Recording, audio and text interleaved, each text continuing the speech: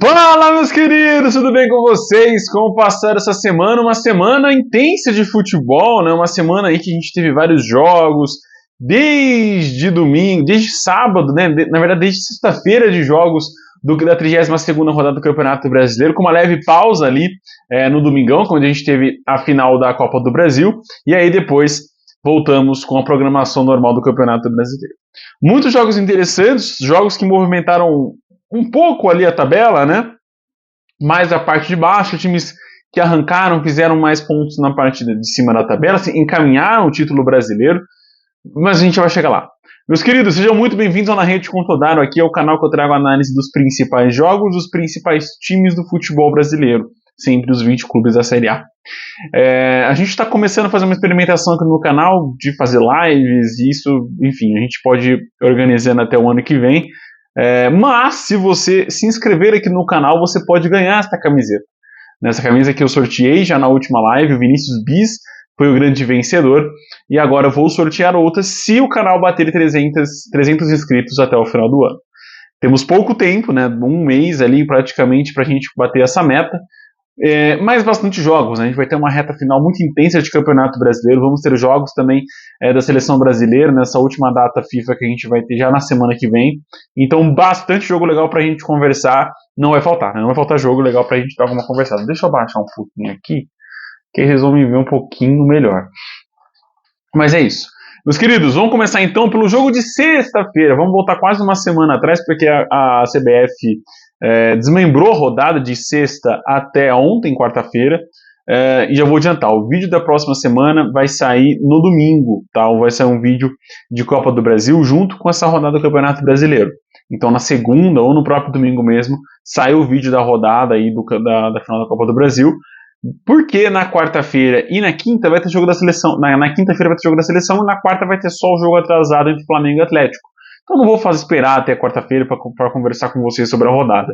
Vou conversar já no domingo. Na quinta-feira, depois do jogo da seleção, aí sim eu trago o vídeo de análise desse último jogo da 33ª e o jogo da seleção brasileira com a Venezuela, fora de casa.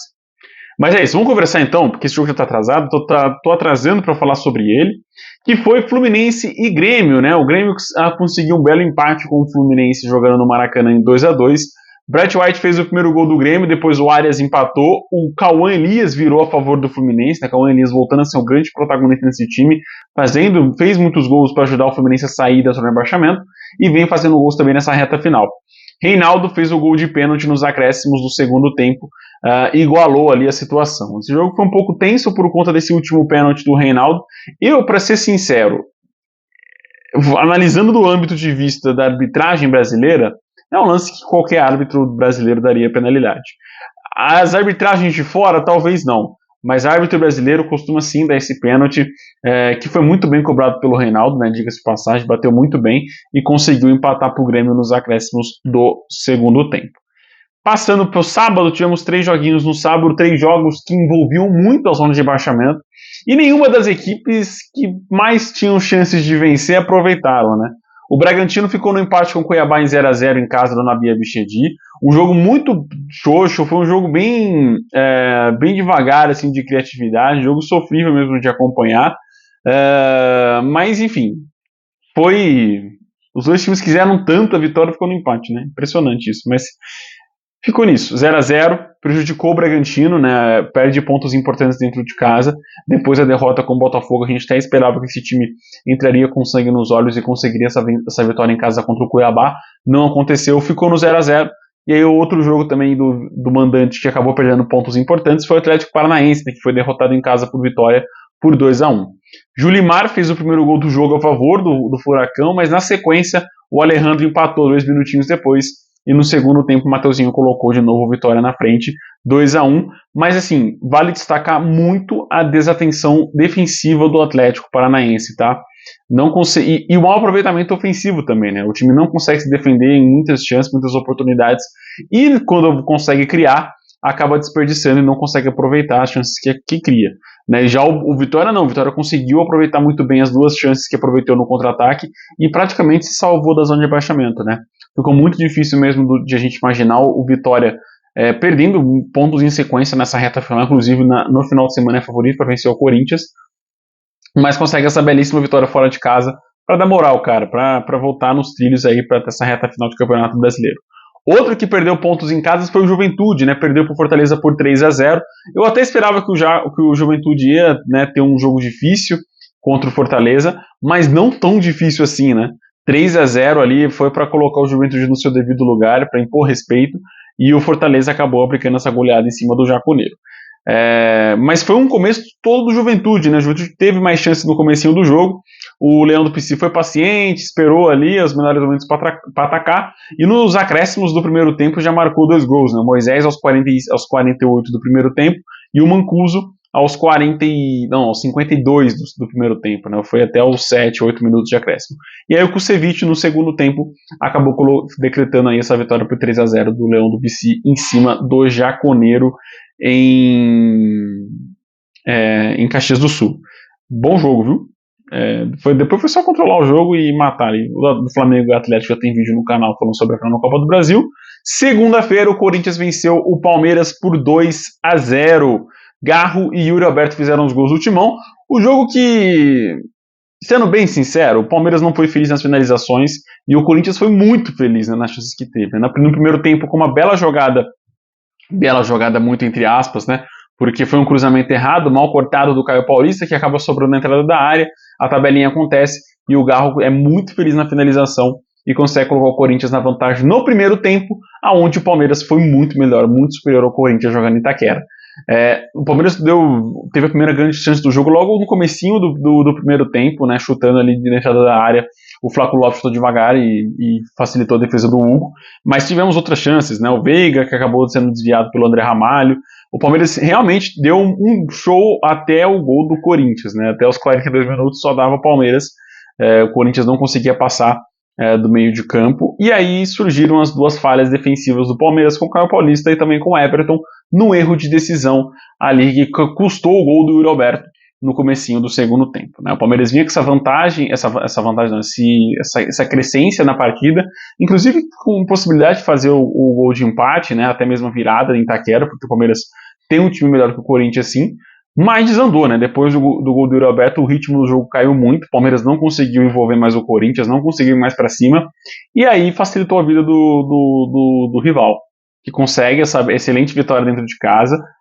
Se a gente analisar friamente, era um jogo difícil para o Palmeiras, né? E se tratando de tabela de campeonato brasileiro, eu sempre falei que jogos na Neoquímica Arena, jogos no Maracanã, jogos no Morumbi, jogos, enfim, etc., em alguns estádios, são cruciais para ser campeão brasileiro, né? E esse jogo o Palmeiras deixa de pontuar num estádio onde o Botafogo pontuou, né? O Botafogo venceu o Corinthians no primeiro turno por 1-0 jogando na Neoquímica Arena, no gol do Júnior Santos, e agora na volta o Palmeiras não consegue vencer o Corinthians, venceu na sua casa no Allianz Parque, mas perde na Neoquímica Arena, e isso eu acho que mais ainda dói para o torcedor palmeirense, porque revive o Corinthians no campeonato, né? E eu falei na live que o rebaixamento do Corinthians seria crucial a partir desse jogo, né? A gente poderia falar disso a partir do jogo contra o Palmeiras, porque se o Palmeiras ganha do Corinthians, eu acho que uma tempestade torrencial se formaria na cabeça de todos ali dentro do Corinthians, mas como acabou vencendo, o mundo se abriu, sabe quando se abre assim, depois da tempestade, vem aquele sol, aquele arco-íris, os pássaros cantando, é esse o momento do Corinthians no Campeonato Brasileiro, vai a 38 pontos, não é uma vantagem grande, digamos assim, né? Ainda tem que atingir os mágicos 45, mas já fica mais acessível do que há 2 jogos atrás, por exemplo, contra o Cuiabá, quando o time estava na zona de rebaixamento. Mas boa vitória do Corinthians, foi muito mortal. Vou frisar aqui, tá? Porque não venham falar que eu falei que o Corinthians não jogou nada. O Corinthians foi mortal nos contra-ataques, nas chances que teve, nas chances que criou, que conseguiu envolver, que foram poucas, foi muito bem. Conseguiu fazer esse belíssimo 2-0 no placar. E já o Palmeiras, por outro lado, quando teve chance de virar o primeiro tempo com praticamente 3-0 no placar, pelas chances que criou, não foi tão feliz e acabou saindo derrotado de Itaquera. O Palmeiras, que é o time que mais cria chances, mas é o time com a menor porcentagem de aproveitamento. E isso eu acho que já diz muito, porque o time está passando por essa crise ofensiva nos últimos jogos. Não só ofensiva, tá? Eu até agravo mais a crise defensiva do Palmeiras do que a ofensiva. Eu acho que o time está devendo mais defensivamente do que ofensivamente, porque defensivamente, nossa, muito mente que eu tô falando, né? Mas na defesa, o Palmeiras de Abel Ferreira era um exemplo para outros clubes, e isso não tá acontecendo nessa temporada. O Palmeiras oscila demais nessa temporada. O título paulista deu uma sobrevida ali, uma tranquilidade no meio do ano, mas as quedas na Copa do Brasil e Libertadores, que foram normais, que foram contra grandes clubes, finalistas, né, quem sabe campeões, né, o Palmeiras foi eliminado pelo Flamengo na Copa do Brasil, que pode ser campeão no domingo, o Palmeiras foi eliminado pelo Botafogo na Libertadores, que pode ser campeão contra o Galo, né, no final do mês. Mas é isso, né, foi um ano adverso do Palmeiras, mas muito normal no âmbito de vista do futebol. Enfim, mas não vamos falar de ano, vamos falar de temporada. Essa é a última live do ano que a gente vai falar de clube a clube com vocês. Mas bela vitória do Corinthians em cima do Palmeiras. Também na terça-feira, e passando para terça-feira na verdade, o Inter venceu o Criciúma por 2-0. Alan Patrick e Wesley, 2 golaços. Vale a pena ver esses gols. Vale a pena ver de novo e vale a pena ver esses gols, né? Belo gol do Alan Patrick de falta e um belíssimo gol do Wesley, né? Costurando ali a defesa no segundo tempo, nos acréscimos, e conseguiu dar essa boa vitória para o Inter, que entrou momentaneamente no G4, mas já logo saiu com a vitória do Flamengo em cima do Cruzeiro. O São Paulo venceu também o Bahia por 3-0 nesse confronto direto para o G6, mas assim, logo no primeiro tempo ali, o Marcos Felipe acabou falhando e jogou por água abaixo todo o planejamento, eu acredito, do Rogério Ceni. Luiz Gustavo fez esse primeiro gol do jogo depois de uma falha, depois da saída errada do Marcos Felipe, goleiro do Bahia. Depois o Wellington Rato e Lucas Moura fizeram os gols do Soberano na Fonte Nova. Na terça-feira também tivemos a vitória do Botafogo no clássico contra o Vasco, no clássico da Paz, né? Eu acho que é esse o nome lá do clássico do Rio de Janeiro. Savarino e Luiz Henrique fizeram os gols no primeiro tempo, né? Na sequência praticamente, né? Aos 9 e aos 12.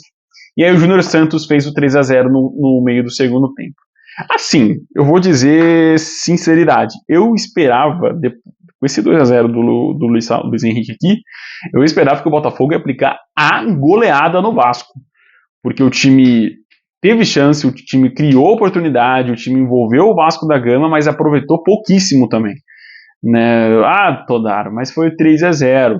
Cara, eu acho que o que está sendo o grande fator de ponto positivaço assim, do Botafogo nessa temporada é a defesa.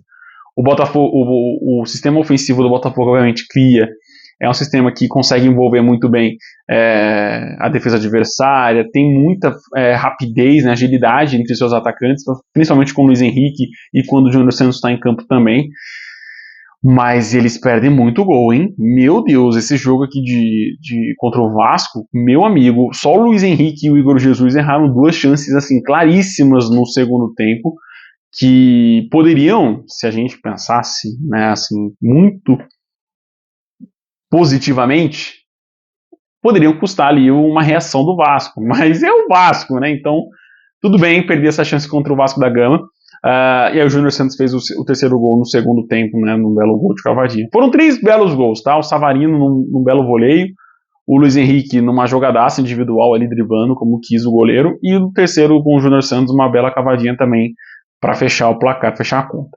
Mas fica essa questão, é final de ano, os jogadores estão estourados e o Botafogo está começando a perder muitas chances, não é normal isso, mas a defesa está indo, cara, com nota 10, é uma das melhores defesas do campeonato, e para mim, o melhor defensor do campeonato brasileiro se chama Alexander Barbosa, para mim, tá? É o principal da defesa do futebol brasileiro, é o Alexander Barbosa, que não é brasileiro, né?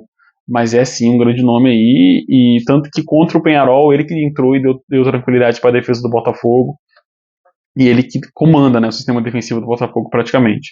Se o Botafogo ficar sem ele, é um ponto muito delicado aí do jogo que for disputar sem o Alexander. Encerrando aqui o vídeo, já nos jogos de ontem, de quarta-feira, o Flamengo, 2 mistos, né, o Flamengo foi com um belo mistão, assim, poucas peças titulares entraram em campo, o Atlético muito menos, pensando já, obviamente, no jogo da Copa do Brasil, da volta lá em Minas Gerais, onde o Flamengo vai jogar com a vantagem, né, de 3-1 em cima do Atlético, mas conseguiu essa boa vitória em cima do Cruzeiro aqui, né, que me surpreendeu, tá? Eu esperava que o Cruzeiro fosse amassar o Flamengo jogando com os titulares, né, contra os reservas do Flamengo, mas acabou ali num lance que foi neném, um lance muito infantil, acabou tomando o gol de falta do Davi Luiz, né? Foi no meio do segundo, no comecinho do segundo tempo acabou tendo esse lance. Cara, foi muita infantilidade ali, foi muito amadorismo da parte dos jogadores do Cruzeiro que abriram a barreira pro Davi Luiz bater de forma rápida, né, cara? É um tipo de lance que nem na várzea você vê isso ser replicado, né? Porque você entra ligado nos jogos da várzea e isso não pode acontecer com um time profissional, mas nunca. E o Diniz, em 16 jogos disputados na Série A, né, somando os jogos que comandou o Fluminense e os jogos agora que está comandando o Cruzeiro, na Série A do Campeonato Brasileiro ganhou apenas um. Cara, é um ano assim do Diniz dele se reinventar para o ano que vem, né? Colocar a mãozinha na consciência. Isso, pô, tô falando isso acho que desde que ele treinava, sei lá, o Santos, o São Paulo. O Diniz, ele não se reinventa, né, cara? Ele diz, se vende como um cara estudioso, um cara preparado, mas na verdade é o mesmo futebol, um futebol nada consistente. Numa temporada apresenta um futebol fantástico, como foi do Fluminense, mas chegando na reta final, capengando em campo, e começa nessa temporada muito abaixo com o Flu, migra pro Cruzeiro, o Cruzeiro que estava numa crescente muito bacana, de degrau em degrau é verdade com o Seabra, mas estava crescendo, e aí assume o Diniz e me arrisco a dizer que ele não deve ficar para o ano que vem, independente de título, independente de qualquer coisa. Eu, se fosse dirigente do Cruzeiro, não o renovaria para o ano que vem. E é difícil, né, ser campeão em cima do Racing nessa final da Copa Sul-Americana. Também na quarta, no mesmo horário, o Atlético Mineiro perdeu para o Atlético Goianiense por 1-0, gol do Janderson no finalzinho do jogo. Foi um jogo até que equilibrado, com o Atlético Mineiro dominando mais no primeiro tempo, com o Atlético Goianiense dominando mais no primeiro tempo, tendo as principais oportunidades, o Galo com um momento ou outro mais de domínio, num contra-ataque, tentando sair mais da defesa, não teve tanto sucesso nessas chances no primeiro tempo.